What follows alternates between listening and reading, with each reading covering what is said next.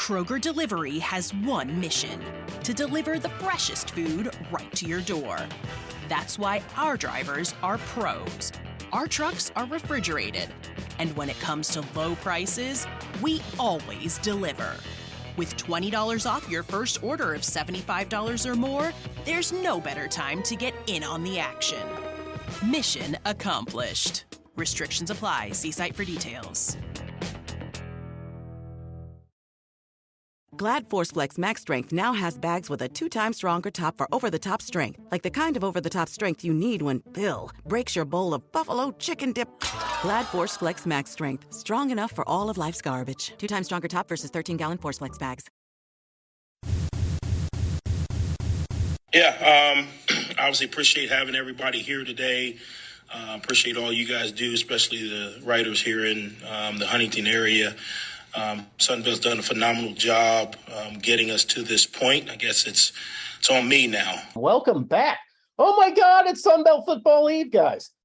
FunBelt Football, FunBelt Podcast. We're here to discuss games. We're here to discuss what's going to happen. With me, as always, Dusty Thibodeaux from Warhawk Report, Shane Mettlen from the Daily News Record, with us to discuss this new era of football. You heard Charlie Huff. He's ready to try to live up to the hype.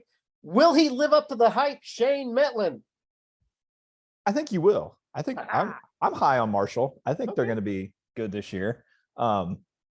Especially since the hype isn't for them to win the East. I think they're going to be in the mix. So yeah, I'm high on Marshall. I think they're going to be good. Yeah, no pressure for Charlie Huff. He's just got to go out there, win some games, and then if he doesn't, he's got the excuse. He's at a new conference, still trying to feel it out. Here's what I want to know from you, Shane. Because, Shane, you're the guy in position. Me and Tibbs, we absolutely have no idea what's going to happen here. You're the only one with an inkling. Tomorrow, ODU versus, was it Virginia Tech? Yep. For the first Sunbelt game of the year. What can we look forward for that? It's going to be crazy crowd in Norfolk. There, it was last time Virginia Tech visited. I think that was 2018. ODU won that game. That was not a very good ODU team, and they won that game.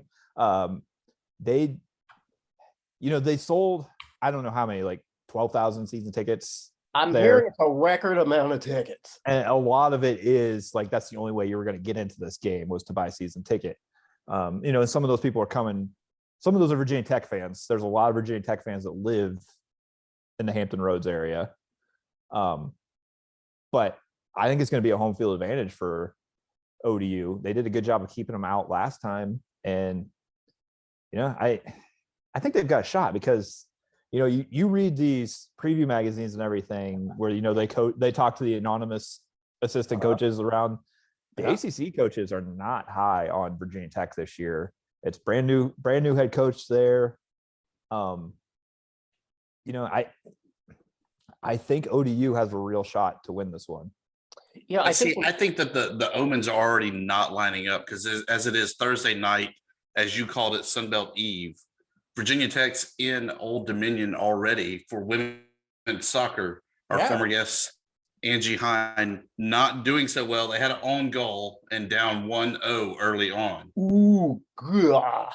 Angie Hine said that her team would have some growing pains. Own goal, though.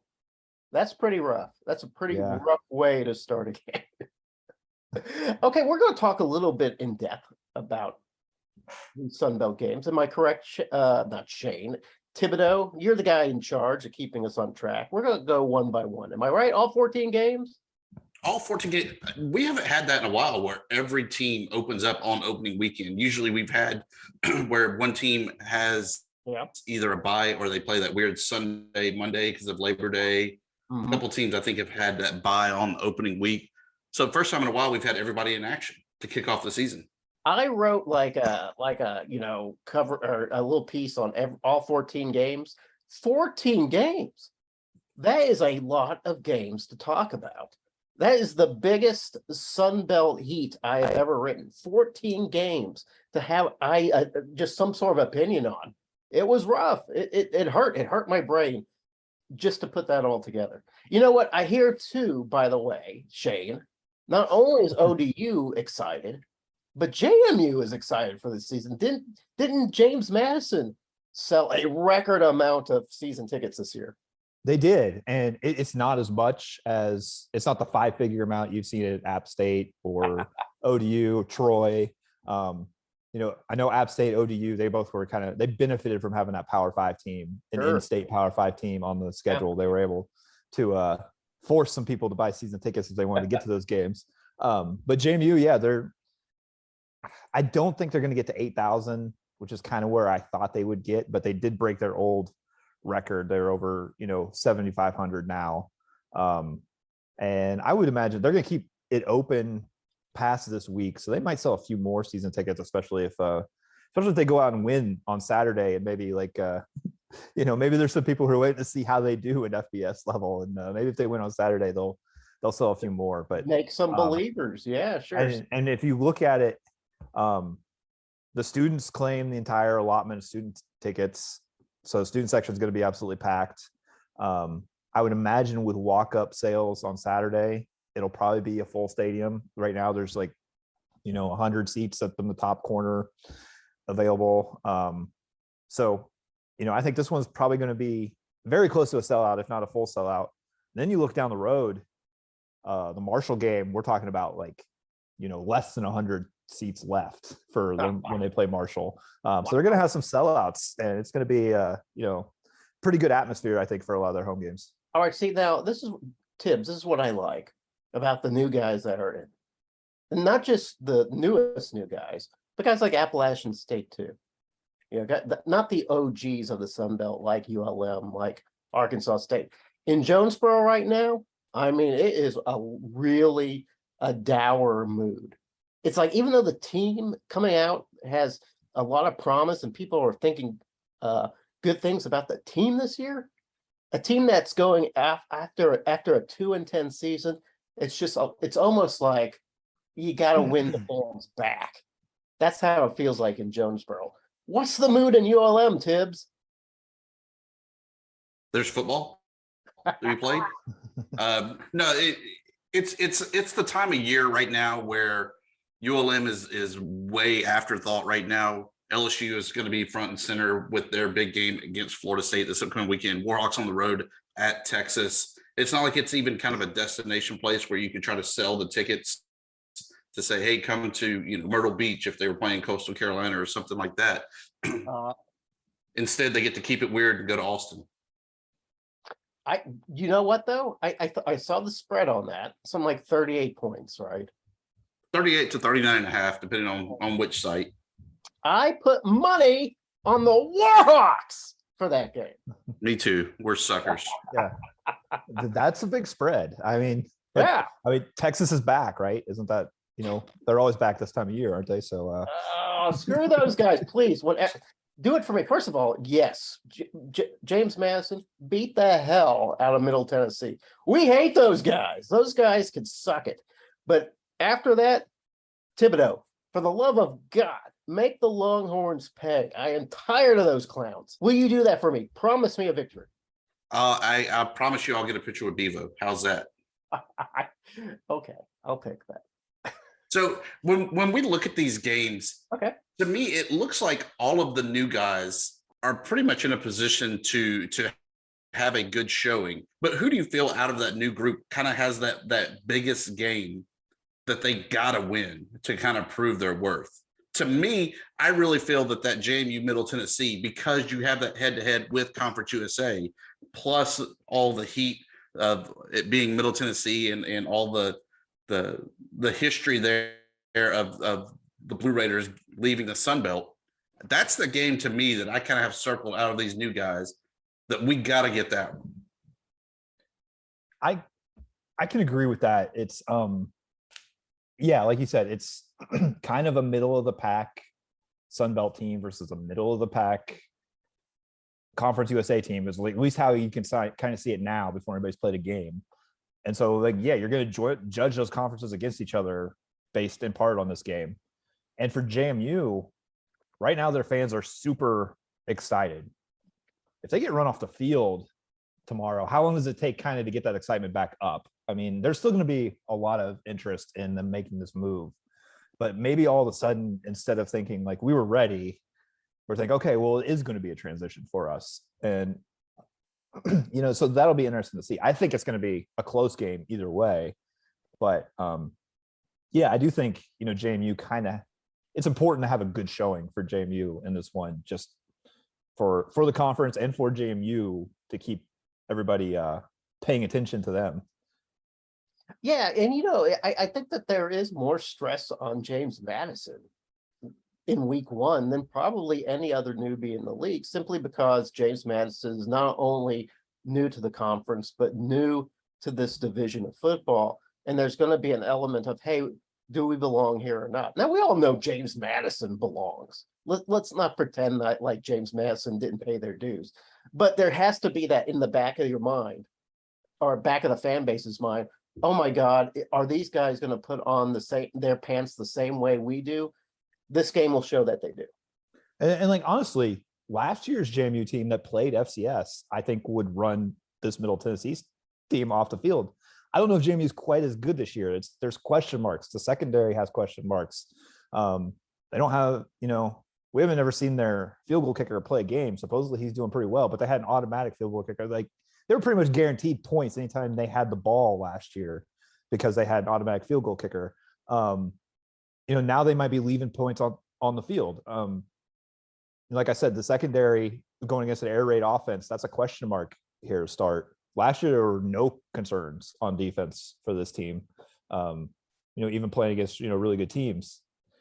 It's just, different situation. Quarterback, Todd Santoria, he's played at the FBS level, played behind a terrible offensive line last year. So his numbers were so, but they're going to need him to be pretty good, I think, to, have a winning record this season. They're going to need him to be better than he was last year. So all that's a question mark when you look at JMU. And that's why fans are I think they would have been more confident probably each of the last 2 or 3 years going into this game, maybe than they are right now. And the question marks are more legit for this version of JMU. Tibbs, do you have the Vegas odds for this game? I believe JMU is something like a 6-point favorite. Am I right about that? That was about what I saw in the last time I saw it. It's been, between 5 to 7 points, really ever since odds started coming out. So then the biggest question is, does JMU cover? Does JMU get those 6 points and win the game? I think I don't know. I'm going against myself because I think I predicted like 31-28 or something this morning. But I kind of also do think if they win, it could be by a touchdown. Yeah, I think it could be, like getting that score late to like secure it. I've been hearing so much sort of like high energy hype coming out of James Monroe this last week. I've decided to bet that cover. I feel like they go ahead and cover that with ease. I feel like James Madison comes out with supernatural energy. Tibbs, back me up on that. 6-point spread currently for the Dukes with an over under of 58. I kind of like the over of that game, but I think that it's going to be a bigger spread than 6 points. So I wouldn't touch that. I'd go straight money line. Okay. All right. Well, why don't we go ahead and just break these down in order, Tibbs? We've covered JMU and Middle Tennessee only because, for Mettlen's sake, because we know he's bursting at the seams. But maybe we talk about a little bit about Friday's game, the game that starts it off for the Sun Belt, a game I will be watching because I don't know anything about the Monarchs. I would like to know more about the Monarchs. And what's cool is that Virginia Tech, Power 5 team, which is supposed to be so much greater, visiting Old Dominion for this game. How did this happen? Well, the soccer team happened, so why not football as well? Absolutely, why not? I guess, sure. Yeah, I think we'll see if, not to just go back to JMU on everything, but we'll see if JMU ever gets Virginia Tech or UVA into their place for a 2-for-1 like ODU's been able to do. They did it. They got these games scheduled pretty early after they made their transition.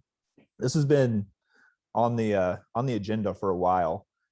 For ODU, at the time, UVA was the only other FBS program in the state. And also, if you know the Virginia geography, Blacksburg is way out in Southwest Virginia in the mountains. It's a long drive to Norfolk, but that's where a good chunk of their recruits come from. And it's a good chunk of where their alumni live. So it makes a little bit of sense for them to go play a game out there. It's, sort of like when I'm trying to think of an example, but, if North Carolina basketball plays a game in Charlotte, it's a little bit similar to that. Well, we talked a little bit. Who was it, Dusty, that we talked to? We were talking about North Carolina, Appalachian State. No, it wasn't that. It was some other team. Oh, maybe it was Army. And they were talking about how they like going to Georgia State for the recruiting. And I never really thought of it that way. I don't know why I had never put those two things together, but that makes a lot of sense, Jane.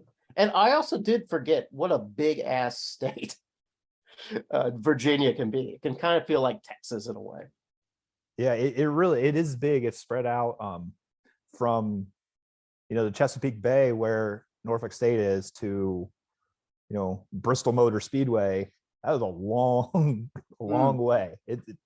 It's not so bad north to south, but east to west, it covers a lot of territory. And Virginia Tech is a lot more west than ODU is. And Jamie, I know you want to talk about this ACC Sunbelt matchup there, Virginia Tech, Old Dominion. But I feel like it's still so hard to talk about the Monarchs, not knowing really that much about them. I mean, we went to Sunbelt Media Days, talked to Ricky Ronnie, talked to the great tight end there, Zach Kuntz, and they're still a mystery. I know they're starting a 6'5" redshirt sophomore in the awesomely named Hayden Wolf. And that's really all I know. Is Hayden Wolf up to this challenge? I have no idea. I do know that Vegas says Virginia Tech likes Virginia Tech. Vegas likes Virginia Tech. 6 points. Yeah, I got 7.5 here, but I looked at these odds like a week ago, so my odds are a little out of whack. But yeah, 6 points. Doesn't seem like a lot. And I honestly don't remember if we were on the air or not when we started talking about this, but I'll repeat it if not. A lot of those, preseason preview magazines and everything are not real high on Virginia Tech right now. It's completely new coach and staff. They're bringing in a Sunbelt. Oh, he was Conference USA last year, but it's Marshall transfer Grant Wells starting a quarterback from them. It's a little bit of a question mark there. They're far from the Michael Vick days at Virginia Tech right now. I think they want to get back there, but it's it's not an unwinnable game for ODU, but we also have to see, what Hayden Wolf can do. He's a little bit up and down at times last year. What they have, they've had their own issues. They lost their offensive coordinator in the preseason. Yeah, weird. Suspended their second leading rusher from last year. I think they're still going to be okay running the ball, but there's some things that come up with ODU in the past few weeks that are a little bit of cause for concern, I think. Well, I think the one thing we can agree on is that we're all going to be watching that game. Tibbs, how do I bet this game? Well, as y'all were talking, I grabbed the mobile device, hit the site of choice, and threw it down on the money line. Straight up win. You are live betting as we are discussing and breaking this down. Is that allowed? I think so. I think this is a genius move.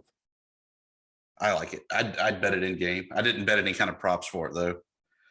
I never do prop bets, but I'm glad to get this sort of real time betting analysis from you, because then I get to go ahead and go back and say, well, maybe I should do this. Maybe I should do that. I have $100 betting budget. I don't know about the rest of you guys. That's my budget. Per game? No, for the year. Oh. I have $100 budget. Now, I might lose that money in week one and have to re-up it. But for now, it's $100 budget.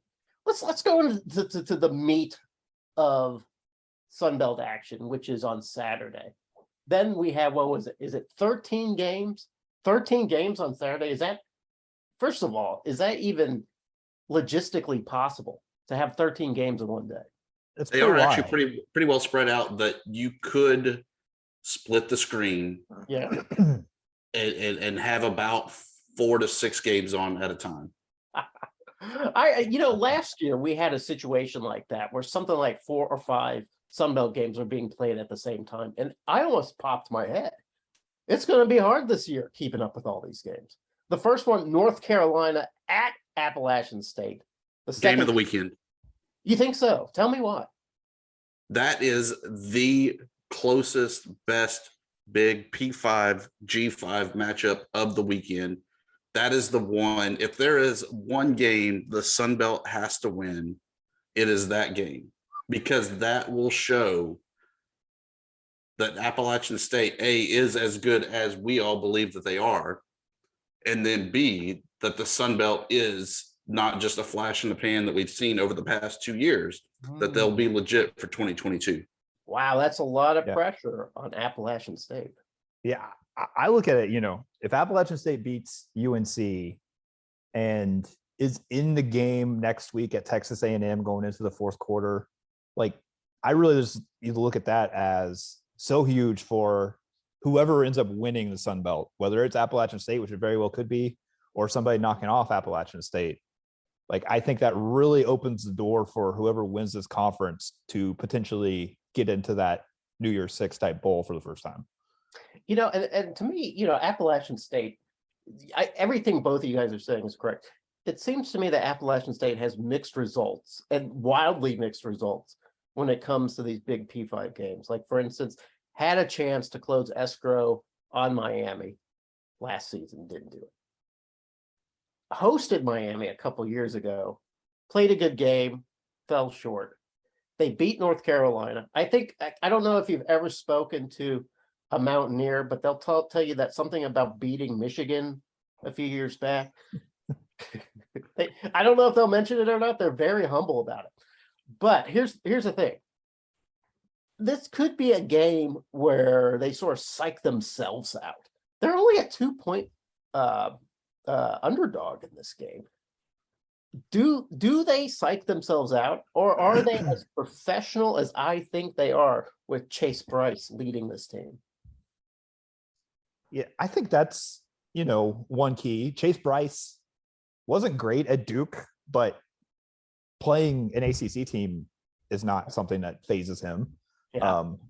I mean, he's a, experienced veteran quarterback. You have the coaching staff basically in place for years now.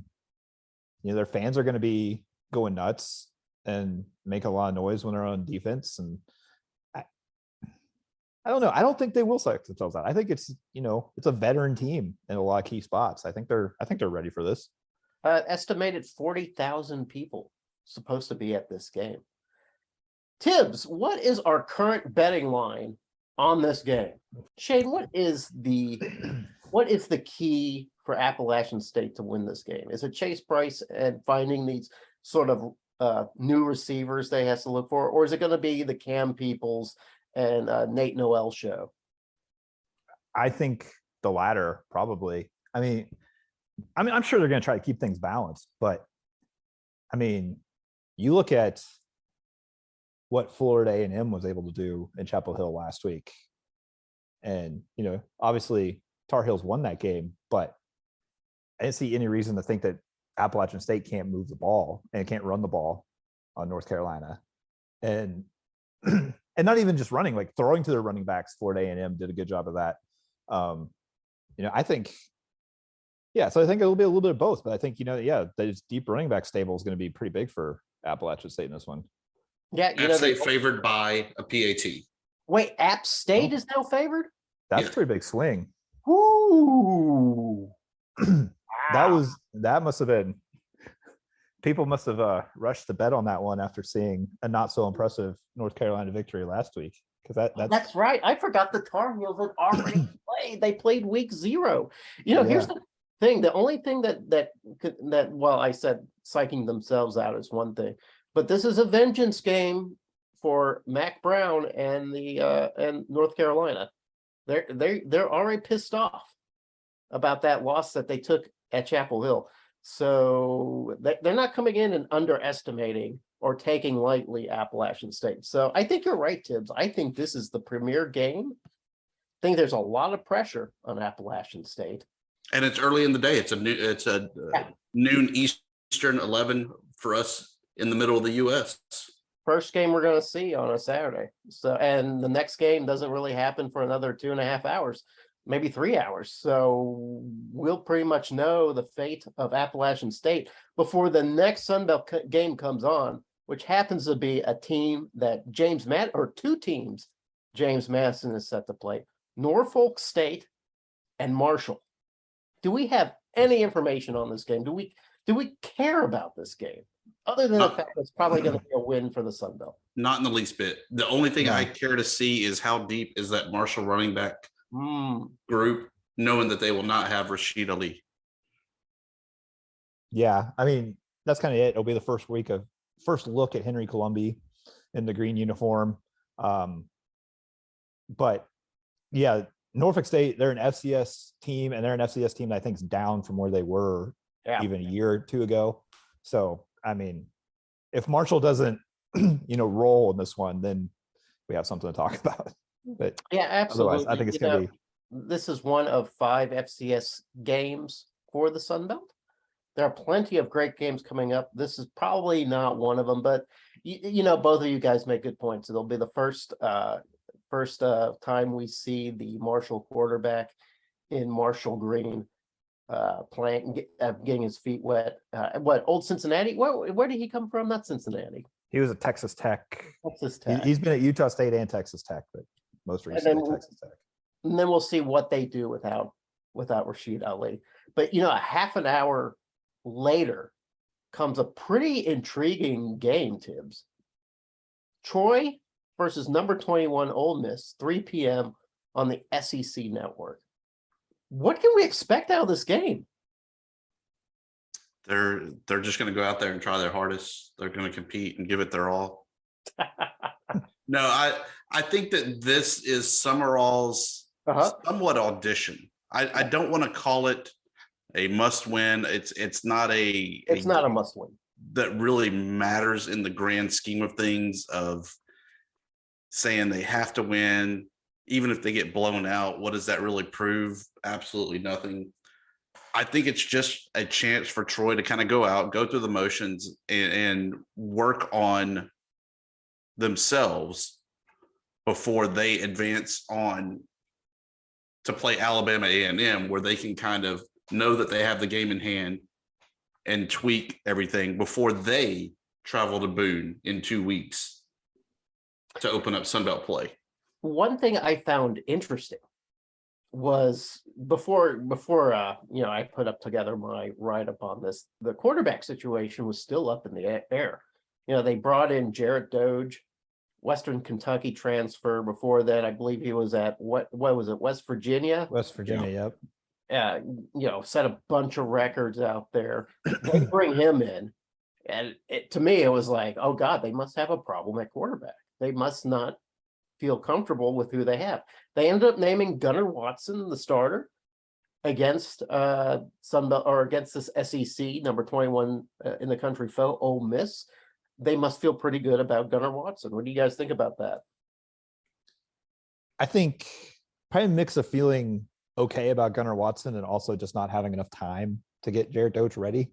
Yeah. Like, he came in so late, and maybe this was in the works long before or something, and they just had to work on getting him eligible and whatnot. But yeah, he came in so late. It would have been tough, I think, to start him right away.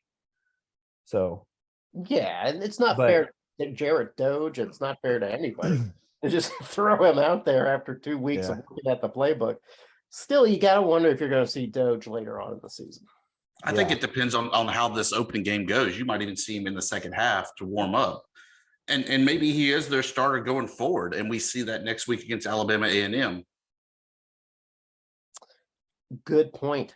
So the Vegas odds I saw when I put my story together, Tibbs, was Ole Miss 21 points. Where do we have it now? 21.5.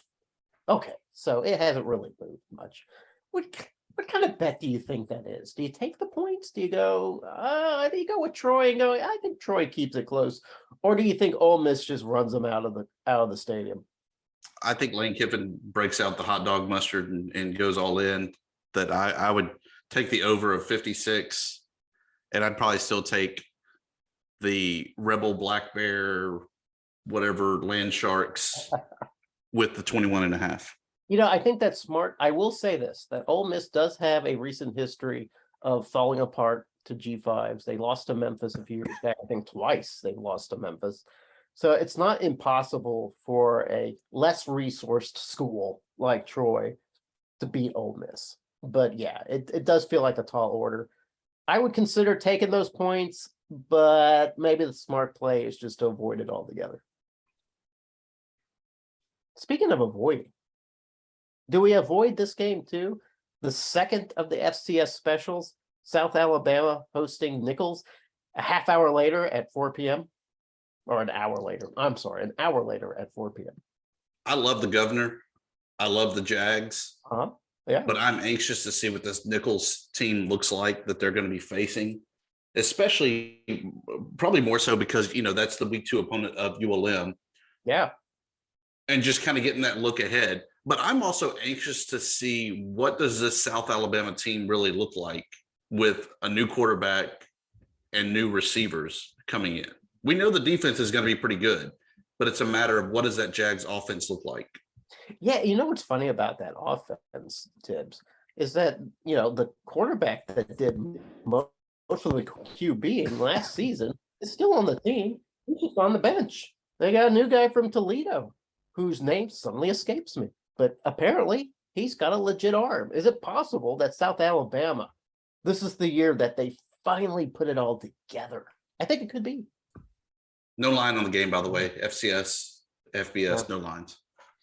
Sometimes you get a line. I guess, like if it's a real high-profile FCS team, you might get a line. Not this game. Yeah. All right. Here's a game that happens a half an hour later. I cannot find any broadcast affiliate for it. I have no idea where to see this game, but it is a fascinating game nonetheless. A Sunbelt Mountain West matchup that you don't always get to see. Texas State at Nevada, 4:30 p.m. New Texas State quarterback Lane Hatcher taking the helm. You got Jake Spavital, fourth year head coach at Texas State. Kind of needs to finally start doing something in the Sun Belt West. What do you guys think of this game? Well, I asked Spavital on Monday. It was Monday, right? When they did the teleconference. Yeah, I asked him about this game because, similar to we were talking about, what it means for the reputation of the conference down the line. If App State can beat UNC, if JMU can beat Middle Tennessee, we're going to be judging the Sun Belt against another group of 5, the Mountain West. Two teams that aren't necessarily expected to win their conference, but I think are hoping to be competitive in their conference. And, if a team we don't expect a whole lot out of in the Sun Belt race in Texas State can win on the road against Nevada, I think it says a lot for the league that there's depth. Maybe they don't get knocked quite so hard if the conference champion takes a loss somewhere along the way. I think, just as a league standpoint all around, I think it's pretty big. And obviously it's huge for Spavital there at Texas State. He's got to start winning to stick around there much longer, I would think. And this Nevada team is not like one that's just going to shock and awe you. I mean, they kind of outlasted New Mexico State last week in their 23-12 win.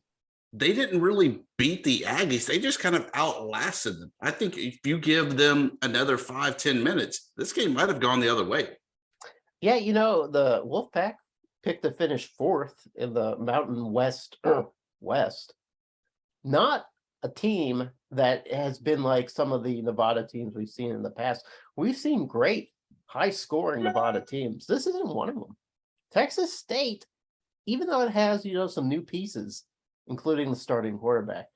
This would be a nice feather in Spavital's cap, who really needs a feather in his cap. I think he has 5 wins. Am I right about that? Is that possible? I think he only has like 5 wins as the Texas State head coach. So he needs something. So Vegas says, and this is what I've got. Tibbs, you've got the updated numbers, I'm sure. But Vegas says Nevada gets a 5.5 point edge on this. Down to 1. Wow. And that's, a good chunk of that is just being at home. Like it's yeah, that is a at home line right there. You know what? Even when it was 5.5 for Nevada, I thought take those points and maybe pick the Bobcats to win outright. I just feel good about this Bobcats team, guys. But you know what? Tibbs can tell you, I always feel good about the Bobcats. I just feel like they should be good. They should be better than their record suggests.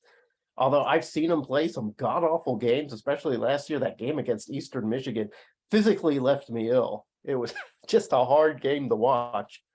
I want to see, I don't think the Sun Belt West reaches its fullest potential until we see a good Bobcats team. And I really kind of hope this is the time that the Bobcats really pull it out of the fire. Yeah, when you look at the West, they give you that, Texas State gives you that ability to be in Texas. They've got all those recruits. They've got a beautiful stadium. Yeah, they really should be one of those teams that there's no excuse that they couldn't do what Louisiana has done the last few years. There really isn't. Yeah, I kind of equate them to South Alabama, another hotbed of recruiting. There just should be more wins for both those programs. And so far, just not quite getting that. So how do we bet this one, Tibbs? You're our resident gambler. Shane and I, we're just sort of squares. We just kind of live by the law. You're more of the outlaw of the group. How would you bet this? Got to take the over 56 points. I think it's going to be a shootout and a high scoring game. Interesting. Those first games, do you find that the scoring is higher in the first few weeks than in the middle of the weeks? Or do you feel like offenses are still trying to figure it out? I think for the most part, it's an offensive shootout, and the defenses are the ones that struggle because while they think that they've seen all the looks that offenses are going to throw at them, they have the new wrinkles that are there. And so I think that that's where you'll see the offenses usually thriving in these early weeks. All right, here comes another FCS game. Comes about an hour or half an hour after the kickoff of Texas State, Nevada. I don't know anything about Morgan State. I imagine, Shane Mettlen, that maybe you have some sort of information on Morgan State simply because it's a little closer to your neck of the woods. I was gonna say I know where it is, but I don't know much about that. You They're the Bears. I know that. Failed me again. Okay, well, here's another game where we look at and say, is this even a game that's going to be worth? All games are worth discussing. This is a shame that I even put it out that way. But is this a game that Georgia Southern's really going to lose a lot of sleep over? Other than the fact we finally get to see that famous spread offense that the Eagles are known for. I think the old guard loses sleep because they're not going to be running the ball as much as what they're used to seeing. But I think that this is Hilton's moment to shine and preview what that Eagles program is going to look like. I don't think that they're going to have very many wins this season. I think it's going to be very much a rebuild season, but this game is going to be all Eagles. Yeah, but here's the thing. Does Clay Helton even show us anything in this game? Tibbs, I don't know who the Eagles have next. Do you have that in front of you? They're at Nebraska after this. Okay, so they go from Morgan State to Nebraska, and then let's face it, Nebraska. What a dumpster fire Nebraska is. Scott Frost is going to want to sort of redeem himself after that loss in Dublin. Clay Helton could get Scott Frost fired if he wins that game. Wow, what the irony of all of that. It's just, it's a big circle of life here in college football. So I don't know. Do we see anything from Georgia Southern? Maybe Georgia Southern sort of plays everything close to the vest, puts out 3 pages of the playbook, and we don't really see much, but we will know a few things after we see the game. We'll kind of get an idea of how Coach Helton is coaching this team.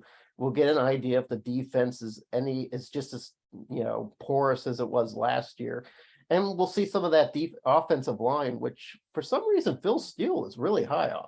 So we'll get to see if there's anything in there. I guess we can't really bet this game, Tibbs.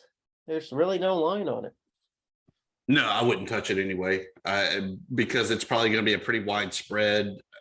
My gut tells me that, as you said, Georgia Southern's not going to do much in the game, so it's probably going to be a lower than expected scoring game, but probably not covering what would probably be a 30-point plus minus spread.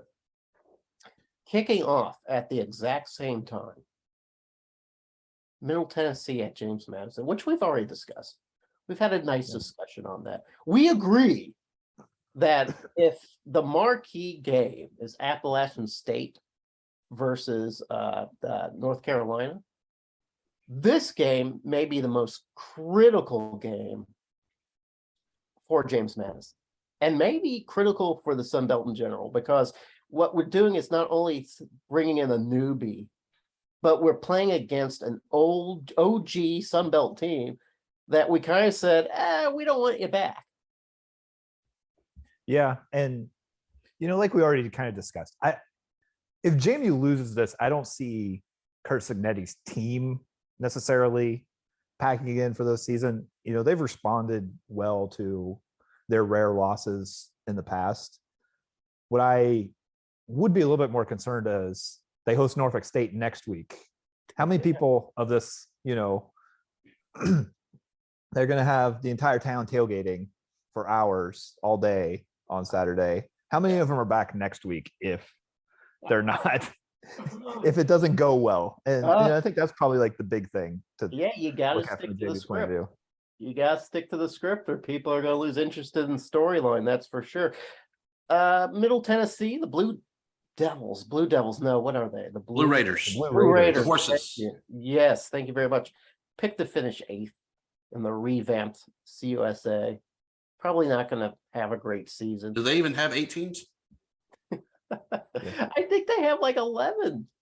I think they have 11 teams. They have. Well, 11. that's what the coming soon. But this season, I thought they were down to like 6, maybe 8. No. I think this season they have 11. Yeah, they haven't lost the 6 to the American yet, so they've got some numbers this time. They still have a few numbers. It's going to be an interesting season for them. An hour later, here's another interesting kickoff.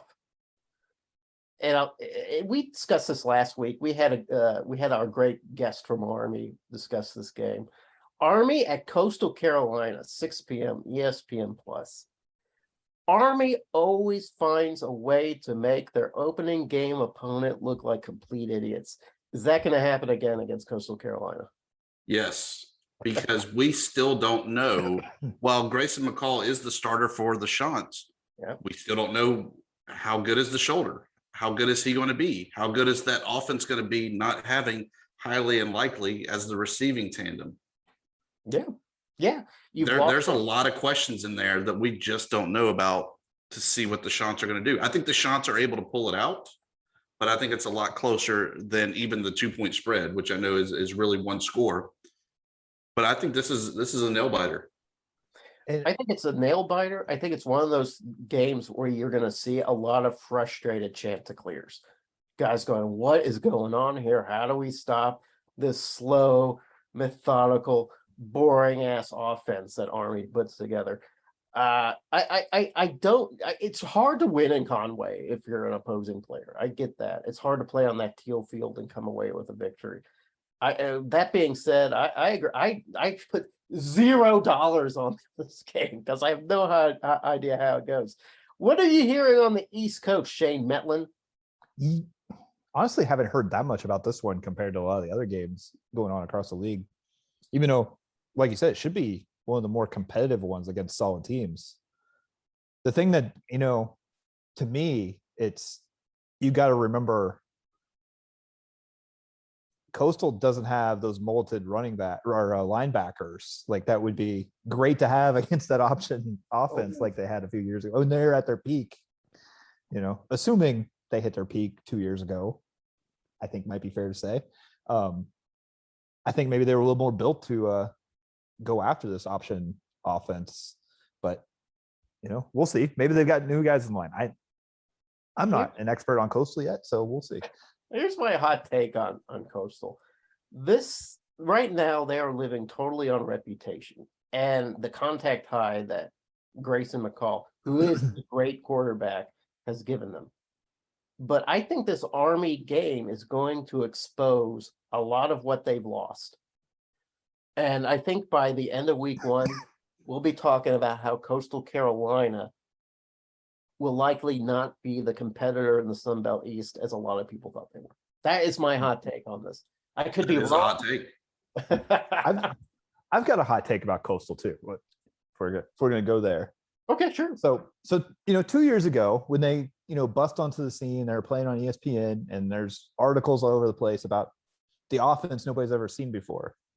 Well, let me tell you something. There's a Division III team down the road from JMU here, Bridgewater College, where they were running that offense before, and they were doing it to the same kind of success. They had 10-0 regular season, doing a lot of those jet sweep, keeping teams off balance type things. And then you see defenses figure that out the next couple of years, and they've struggled a little bit. And, unless, Coastal's able to maybe kind of, make better adjustments and more innovations to this offense that was really brand new to a lot of people a couple of years ago, I think, a lot of teams have probably figured out better strategies to go against them defensively. It's interesting that you put it that way, Shade. I kind of feel that way about what happened with Georgia Southern. How when they entered the league, the way they played football was so much different than the way everybody else played football in the Sun Belt. So there's a lot of just like, how the hell do we handle this? And they did have great athletes. Well, not only did they start losing some of those athletes, well, the rest of the Sun Belt started figuring out how to deal with Georgia Southern. And that's why I think Georgia Southern is now totally revamping themselves with Clay Helton, because they're like, okay, they kind of figured us out. We can't continue doing these same tricks. So I wonder if Coastal Carolina is in that same vein. What do you think of that, Tibbs? Tibbs, you know everything. Tell us if Shane and I are correct on this. Yeah, I think that this is the year that the Chants are down. I think we've said that all off season. I think we've said that going through the Sun Belt Conference media days, that it was this is their rebuild year and the question mark year. Now, is that to say they're a winless team? Far from it. They're probably a 6-7 win team. But I think that we're going to see how susceptible they are this opening week against Army. The Teal Chickens will not be the Chants of old. Ooh, all right. We're all pretty, we're all having a pretty good time here teeing off on Coastal Carolina. So hopefully we don't look like complete idiots and Jamie Chadwell has to get on the show and kick our asses. We don't want. I don't mean to tee off on them. I just, I feel like they're more. No, Shane, you said I feel like they're more of a bowl team than a championship team at this point, maybe than they were a couple of years ago. Absolutely. Okay, here's an interesting game that happens the same time as Army and Coastal. Is Liberty and Southern Miss. And it's interesting to me because last year, Liberty played the Sun Belt 3 times last season, got beat 2 out of 3 times. And that's when they had the great Malik Willis. Malik Willis. What did I say? Malik? Yes. Well, thanks for correcting me on national syndication. You're welcome. Okay. But anyway, you had Willis, who was a great quarterback. I think right now he's doing getting pretty rave reviews in the NFL. Hugh Freeze doesn't have him anymore. And the things I've been reading about, I'm a little concerned about Liberty because they're not getting much buzz. The mood seems to be they're having a down year. So they go and visit Southern Miss, which when they scheduled Southern Miss wasn't a Sun Belt team, just happened to work out that way this time. Southern Miss also in a rebuild year with Will Hall kind of leading them in. I think he quoted Jerry Clower at Monday's press conference, which I thought was a little strange, although it seemed to delight a lot of the older press guys. I don't know. I can't figure out this line at all. When I wrote my story, they had Liberty as a 3.5 favorite. I don't know where they are now. I don't know what to think of this game. I have no idea what to think of this game either. It's still at 3.5, 49.5 of an over under. It's either going to be an all offense and neither side showing defense, or last person with the ball scores and wins. And we have another classic, 6-3, 3-0 type of game. Uh-huh. I have no idea what to do. And this is a game that I really have circled just to try to figure out what is Southern Miss going to look like this year. Because as much as we say Old Dominion is a mystery, I think Southern Miss is too. I mean, at one point they had Frank Gore back there running Wildcat as their offense last year. And that still might be their offense. Now, we think they've settled down at quarterback. I forget who they named to be quarterback, but it doesn't look like it's going to be the 6 or 7 guys they started last year. Looks like they've finally settled down. Still, you're right. With a new head coach, needing to improve on both sides of the balls, I think especially on defense or on offense, they're amongst the worst teams in all of FBS. So that 40 over under 49.5 points, that sounds about right to me. I don't see anybody scoring over 25 points on either side of this game. Shane, come on. What are they saying about this game on the East Coast? Kind of like you said, I mean, Liberty's not very far from me. Oh, that's right. Yeah. And haven't heard, it's not the game people were talking about this week around, It's really strange. It's JMU, ODU, and, ODU, Virginia Tech, and, the UVA opener is getting a little bit of buzz just because it's UVA, but I really haven't heard very many people talking about Liberty. Whereas last year before with Malik Willis, people talked about him around here. Yeah, and I guess maybe it was just Willis. I thought it was kind of just Hugh Freeze and the way he plays or coaches football. I thought, he always has this sort of corn spun, sort of ultra religious way he approaches things. And that seemed to work really great at Liberty. Yeah. But yeah, I'm a little surprised that Liberty has not gotten many airwaves this year, and the only airwaves I heard were negative airwaves with Hugh Freeze, usually sticking his big old foot in his mouth, saying something that maybe he shouldn't. But other than that, don't be bitter, Jeremy. Well, hey, we can go on. I like Gus Malzahn more than I like Hugh Freeze, but that's a long story. I don't want to go into that. I don't want to get into a fight with my own fan base on that because they love him some Hugh Freeze in Jonesboro, Arkansas. We'll just leave it at that. Would he get a warmer welcome going back to Jonesboro, or now he's going back to the state of Mississippi? I tell you what, if he rolled into Jonesboro, there would be a ticker tape parade. They love him in Jonesboro. They think he walks on water. At Ole Miss, I don't know. I feel like they're kind of irritated with him at Ole Miss. Should have got that burner phone. Yeah, Southern Miss might let him hear a little bit about how things ended at Ole Miss. That's true. We might see some burner phones being thrown onto the field. That would be really cool. I would enjoy that. I would laugh heartily at that. I don't know how to bet this game. Doesn't look like Tibbs knows. I'm not even going to ask Shane because Shane's an upright person. I don't want to get him in trouble.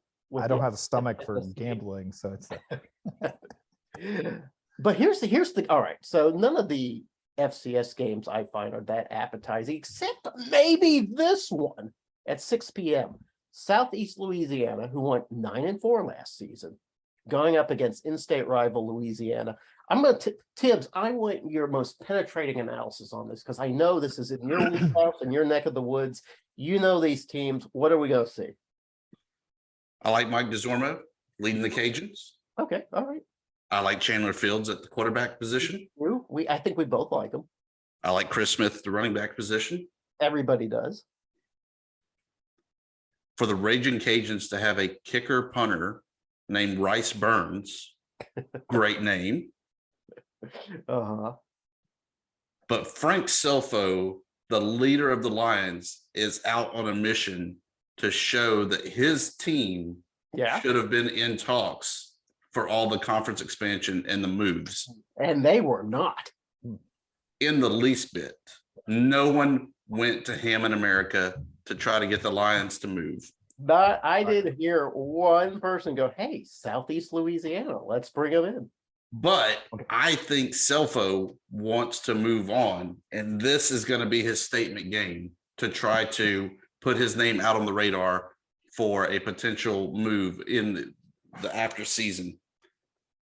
I like the Lions in here, but you can't stop the Cajuns at home. And this is going to be win number 14 for the Cajuns. Imagine what happened if the Lions beat the Cajuns in this game. I don't think UL is going to have much trouble. Southeastern Louisiana, they were out here for the FCS playoffs last year, played against JMU. JMU just crushed them. And they don't have Cole Kelly, who was a legit NFL prospect quarterback last year. He's gone. I think he's probably on a practice squad somewhere. I have to look it up though. But JMU had no issues with them, even with Cole Kelly throwing the ball around. They crushed that offensive line. I don't think Louisiana is going to have much trouble with them. Do the Cajun faithful run Mike DeJormo out of town on a rail if he somehow does not beat the Lions? I don't know. I mean, it would definitely suck that that's your debut, is to lose not only your first game, but then you lose to an in-state school. You lose to an in-state FCS school. It would not be a good look, but I think that they would rebound very soundly in the coming weeks.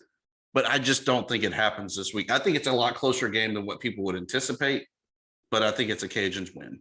It's intriguing what Shane said, though, that James Madison just sort of dusted them off with ease, even with their storied quarterback.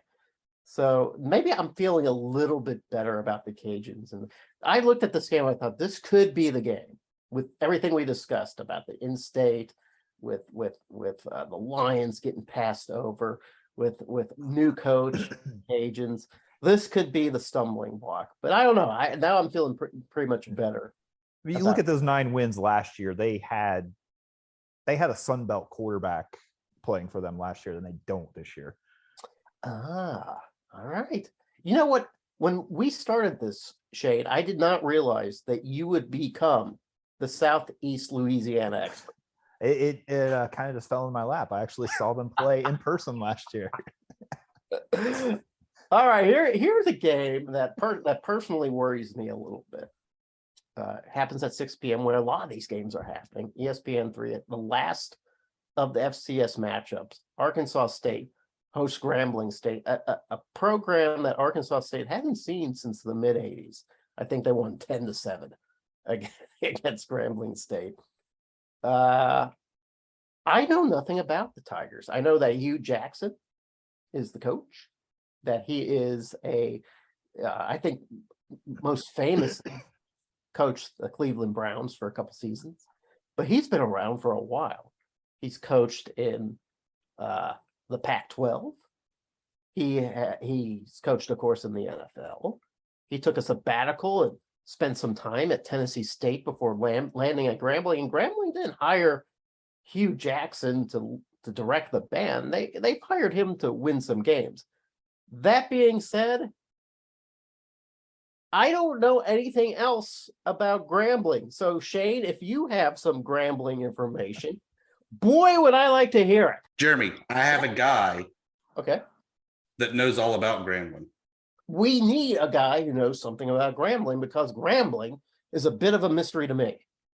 He's a mystery to everyone, but this is the man that knows. The voice of the Grambling Tigers, Santoria Black, joins us. Welcome in, Santoria.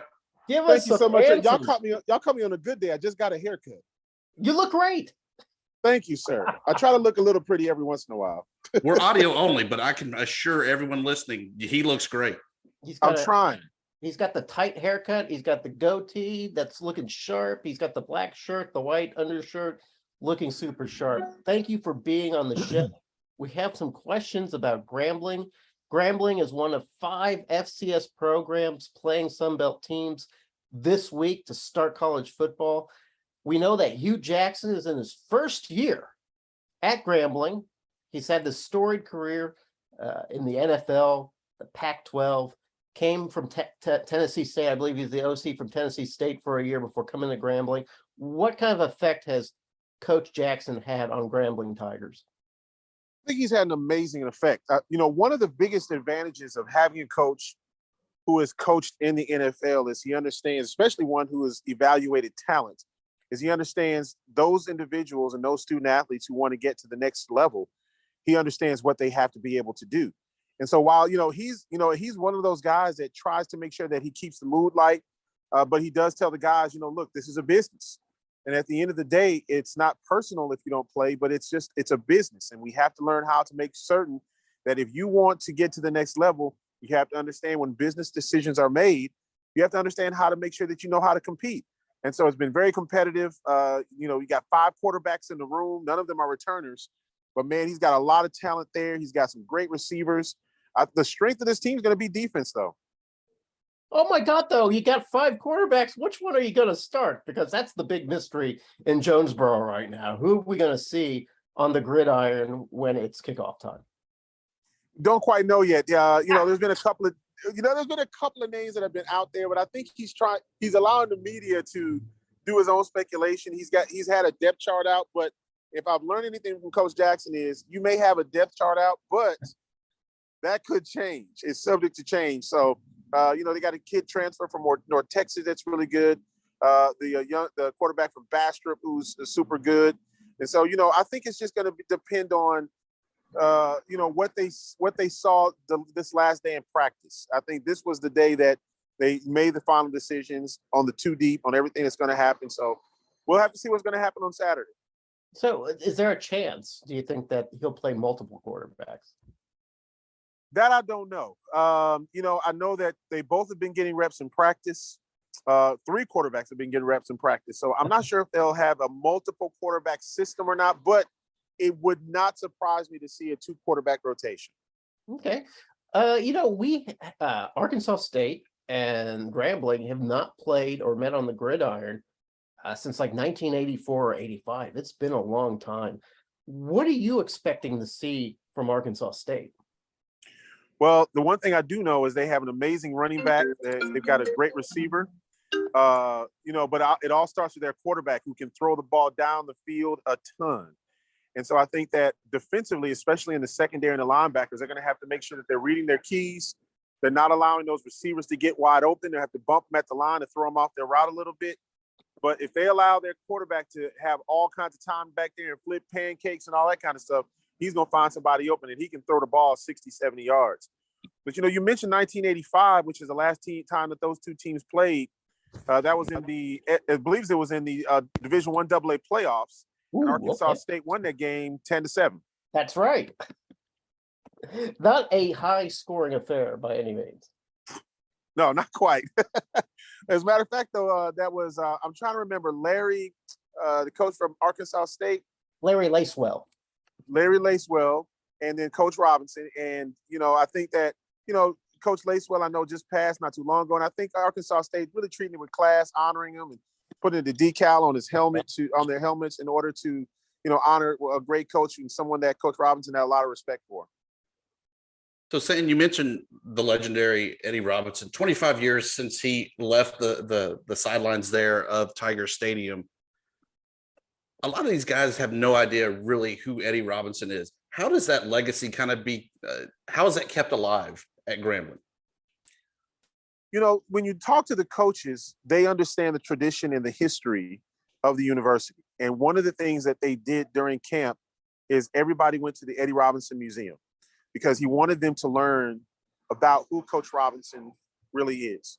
They honor him with the murals and the things that they have in the hallways and the locker rooms. All the coaches have tremendous respect. I talked to the defensive coordinator, Coach Cedric Thornton, who is the DC, came from Alcorn State.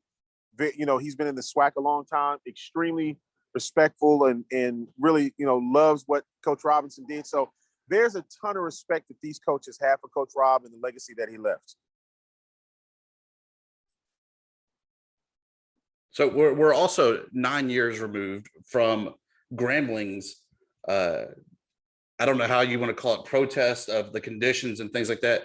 Does that kind of resurface, knowing that this past week it was almost a similar type situation with Florida A&M and how that was handled?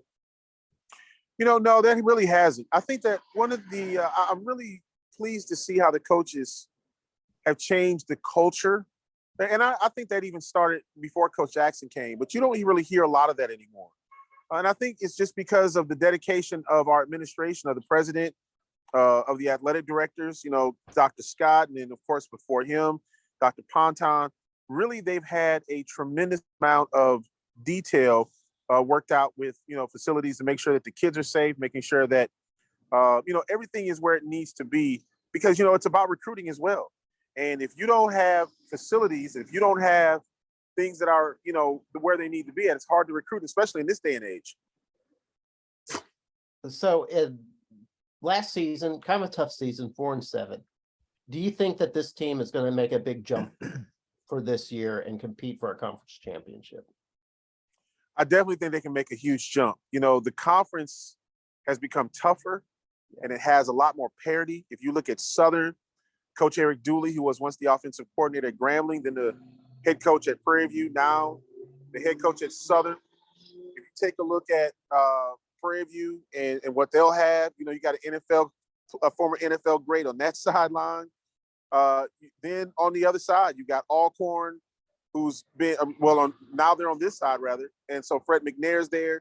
This is going to be a very tough division. And, as the coaches told the players, there is no night off.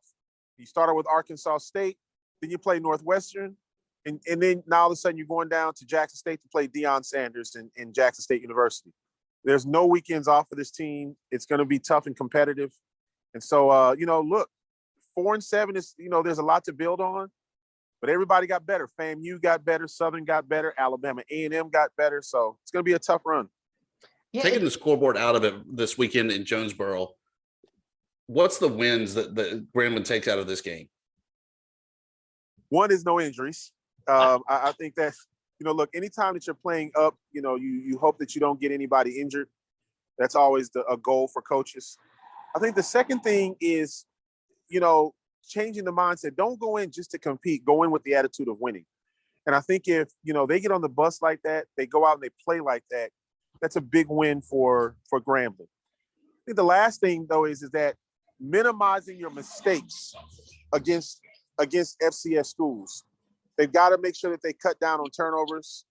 They got to make sure that they cut down on, not have a lot of penalties. And if they don't have a lot of mistakes, they'll be able to compete in this game. Thank you very much for getting on the show. I know it was a pain in the ass. Oh, it's okay, man. I'm willing to do it. Dusty's a good dude, man. I've known him for a long time. So what? Dusty's a good dude? Wait a second. That's not what. Saying I got one more question there for you. Oh, you lost your sideline reporter of the good old professor. He's now TikTok famous. He's verified. He is an honorary WWE wrestler and everything else. He's now in South Louisiana. How is it going to be when he starts donning that powder blue and yellow as opposed to the black and gold? If he wears Southern, I told him that we're going to have a fight. Yes. There's no way that he can put on Southern. We will fight on site. Well, that might be a little extra, something extra for the fans. Oh man, look, I will train to get in the ring if he puts on Southern stuff. Nice. There's our celebrity death match that we have. is now scheduled. And Stan, I look forward to it, man. Y'all come down to play Prairie View this year. That's in my neck of the woods. Definitely love to meet up with you and relive the good old days. Absolutely, brother. Look, it's been a pleasure being on with y'all, man. I really enjoyed myself, and thank y'all for being patient. And look, go Grambling. Go Grambling. Okay, so happening at 6:30 p.m. on the SEC network is another intriguing game. It's intriguing because just like Army has a habit of making their opponent look kind of silly, Georgia State has a sort of a habit of making SEC teams look silly, and they get South Carolina on the SEC network at 6:30 p.m. Guys, what do you think about this game? The latest line I had was minus 13 for South Carolina, but I don't think South Carolina's in the best shape right now, and Georgia State really is. South Carolina can't even come up with a good name for their mascot. Cock Commander. That was what I wanted. Why don't you just stick with it? Yeah. And the line only dropped to 12.5. I think Spencer Rattler is obviously the big name. Everyone knows it. Yeah. But the question is still saying, what else is there at South Carolina? And so I think that Beamer is really throwing the Hail Mary, for lack of a better term, to try to make this a successful season. I think Georgia State has the parts in place to compete. And if they can't pull off the upset, they're going to come up just short like they did last year at Auburn. Yeah, and here's the thing, too, that SEC teams like Auburn and Tennessee might have made the mistake of overlooking Georgia State. I don't think they have that luxury anymore. I think probably South Carolina is well aware of what Sean Elliott and his guys can do. What do you think, Shane? Can Georgia State sneak up on people anymore? I don't know if they'll sneak up on them, but I don't see this as a huge mismatch necessarily that they need to sneak up on them. I mean, I'm not saying Georgia State's going to win, but if I look at the Power 5 games that the Sun Belt has a chance to win, I have this one on the list. It's below App State, UNC, but I think there's a chance. I think the Sun Belt could get 2 Power 5 wins this week. And it's I go back and forth on whether that second one might be ODU or it might be Georgia State. And they might not get 2. They might not get any, but I think they could get 2. And I think this is one where they could. You talk about Spencer Rattler and who else. It sounds like their top receiver is going to be a JMU transfer, Antoine Wells, who's really good. But I mean, we're talking about, he didn't transfer from Oklahoma, so it's not like, I don't know if South Carolina is completely loaded. I know Shane Beamer's got some excitement going on down there, but also he's best friends with JMU's basketball coach. So there's a few JMU connections there. So maybe I shouldn't talk too bad if I want to keep my good sources at JMU. But I do think I do think Georgia State's going to be competitive in this one. What's funny too is that there's also an Arkansas State connection with South Carolina. The Red Wolves All-American wide receiver Corey Rucker ended up transferring to South Carolina this season, so we'll get to see him out there too, and that'll be I guess that'll be pretty interesting. A-State fans will be looking at that and kind of glowering and probably rooting for Georgia State as a result. So the line you say is 12.5 now. Tibbs, how do we bet? Correct. How do you bet this game? I took the points. I actually put money on it, but I took the points. Yeah, I think with it being, as I said, Georgia State having the chance to, if not pull off the upset, come up just short, I'd definitely take the 12.5 and go Panthers. Last game of the night. We talked about North Carolina and Appalachian State being the marquee game, that JMU versus Middle Tennessee was an extremely important game. But what about ULM at Texas, 7 p.m. on the vaunted Longhorn Network? Tibbs, what are we going to see in this game? 22 guys on the field. Oh, come on. I went deeper analysis. Outperforming their very best. 110%, leaving it all on the field. No, look, it's a payday. Okay. But I think that the Warhawks are using it as they get to hit somebody else. They get to go out and kind of showcase and try some different things. I think that you can take a lot of things out of games like this where you're just completely mismatched and figure out almost hey, that doesn't work. We don't need to do that anymore. As much as it is of, hey, this works against Texas, surely it'll work next week against Nichols or so forth. All right. To me, the biggest thing, okay, go on. just like Santoria said about the Grambling game, okay, don't get hurt, because you have really this gauntlet of these first 4 weeks that if you can survive that and even come out with 1, maybe 2 wins, probably more like 1 win, you're in a decent position for the conference race. But when you have to go through Texas, Nichols, Bama, and then Louisiana Lafayette, you need to be full strength at all times. all right. So yes, you're absolutely right. Don't get hurt, because the conference is the key. The conference is what you want to perform well in. I get that. And you have Texas, who's going to have a lot of 4 or 5-star sized athletes out there butting heads. But let me ask you this, Tibbs. Is this Texas team any different than last year's Florida State team that ULM played pretty tight against? That was several years ago, but yeah, I would say that they're pretty comparable. Wait a second. What? That didn't happen last year? No. Okay.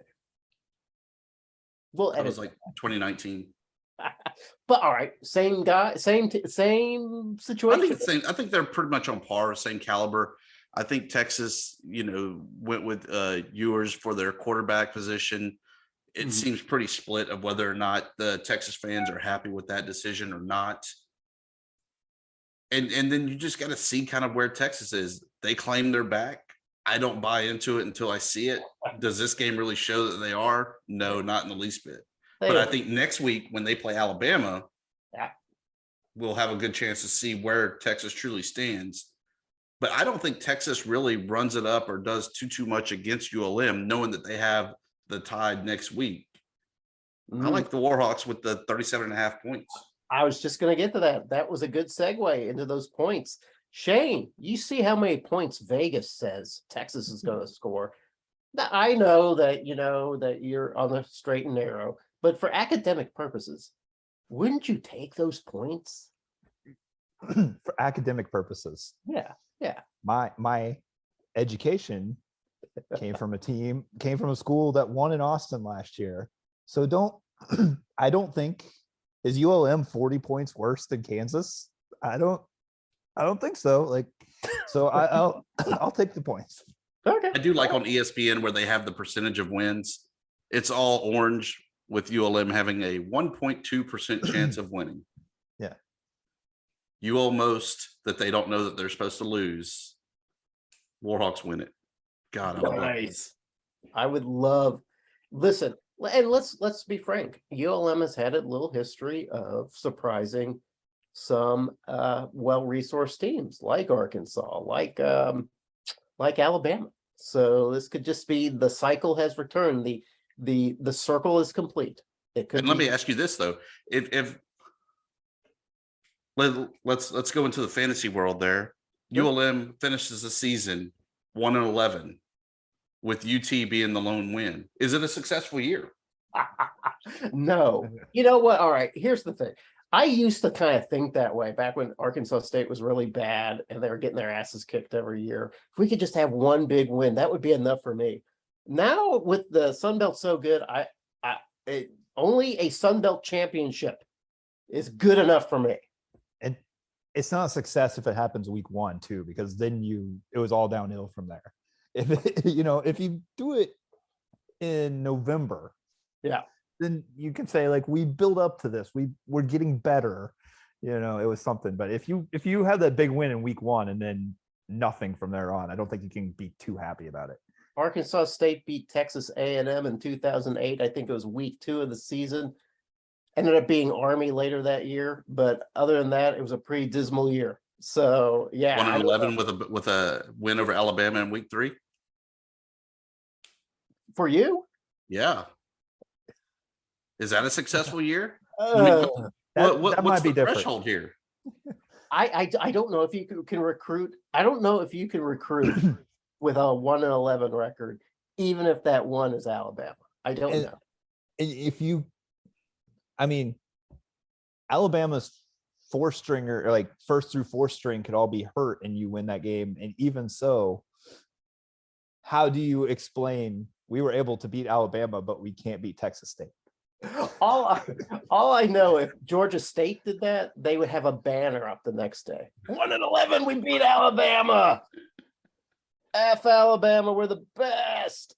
But how do you justify not beating like other teams if you can beat Alabama? Like I don't know how happy you can be about it. You know what? You'd probably end up on like little Sports Center talk shows to discuss it all the time, though.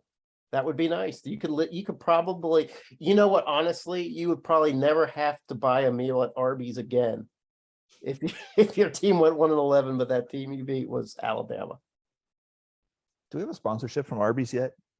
We need one. They come up on here a lot. Yeah. I don't. Yeah, I'm calling up Arby's tomorrow. Arby's, Fireball, and then a lot of whiskey. All right, let's promos, parting shots. Shane, since you haven't been with us here the last few weeks, tell us what you got. I can't even think of a parting shot. So promo, just follow the coverage. DNRonline.com. We'll have tons of stuff about JMU Middle Tennessee State here in the next 48 hours, and plenty to read about. You and your bro Noah Fleischman have been laying it down. I've been seeing it all over Twitter. You guys have been busy. Yeah, there's a lot of excitement. We're trying to keep people happy. My parting shot is that congratulations to Arkansas State. We now have a beer garden. And this beer garden isn't just for the well-heeled season ticket holders that get to have their selection of, premium beverages because they bought tickets. We actually have 2 legit beer gardens that rank and file fans can go to. Now, what's funny is as soon as we start talking about this beer garden, the first question was, well, how much is a beer? It's $8. It's $8 for a beer. And immediately people started hemming and hawing about that. Oh, let me tell you something, though. You do not want cheap beer at a college football game. Hell yeah, you do. No, you don't. Hell yeah, you do. That leads to fighting. It leads to brawling. It leads to rudeness. It leads to peeing out on the concourse. It's just disgusting. Go ahead, take your $16. Have a beer at the first half, have a beer at the second half, enjoy all the beers you want at your tailgate, but go ahead and pay the extra money because I'm telling you, you do not want to get sloshed. I would never drink it, but Dr. Brian Maggart, I thank you for the $2 natural lights at Louisiana Lafayette games. That adds so much character to the game atmosphere. All right, wait. Before you move on, let me tell you something. Louisiana drinkers are hardcore professional drinkers, okay? I'm talking about Jonesboro, man, where we have more church spires than people. Okay, we don't have a lot of pro drinkers in Jonesboro. Louisiana, it might as well be 1 cent beer night. That's just another day in Louisiana. So don't compare us. We can't do that. So you're saying when I make a trek to Jonesboro, there's no drive-through daiquiri shop? There's no drive-through daiquiri shop. In fact, you might have to drive far and long just to find a place that will sell you some more. But I know the places. I'll help you out. When you come over for the ULM game, I'll hook you up, brother. My parting shot, headed to Austin this weekend. Anxious to see how this goes. In all actuality, I have not been to Austin for a game since 2009. Warhawks were there losing, I think it was 47-10 was the final. They did have the little asterisk, though, the pass from Trey Revel to Luther Ambrose, the longest passing play to score in DRK Stadium history at 78 yards. Nice. The only thing I remember about that game also was that they have the big drum. That during the opening kickoff, when the ball is at its peak, and I'm looking back to kind of see how the blocking and all that's lining up, is when they hit the drum, and I fell out of my chair. Now, was any beer involved in that? No, actually, there was not for that game. All right. Well, now I've lost a little bit of respect, but that's okay, Tibbs. I still have so much respect for you that I can lose a little respect and still have an overabundance of respect. And that's why we'll be back again next week, recapping the upsets. We'll be near misses. We'll be recapping upsets. We'll be maybe talking Shane down from the ledge after a 60-0 thumping from Middle Tennessee. We'll be talking how the hell ULM managed to pull off that big Texas upstate upset. It's going to be great. I cannot wait for week 2 of the Sun Belt. Kroger Delivery has one mission: to deliver the freshest food right to your door. That's why our drivers are pros. Our trucks are refrigerated. And when it comes to low prices, we always deliver. With $20 off your first order of $75 or more, there's no better time to get in on the action. Mission accomplished. Restrictions apply. See site for details. At your job, do you ever have to deal with a nose roller? How about a snub pulley? Well, if you're installing a new conveyor belt system, dealing with the different components can sound like you're speaking a foreign language. Luckily, you've got a team ready to help. Grainger's technical product specialists are fluent in maintenance, repair, and operations. So whenever you want to talk shop, just reach out. Call, click Grainger.com, or just stop by. Grainger, for the ones who get it done.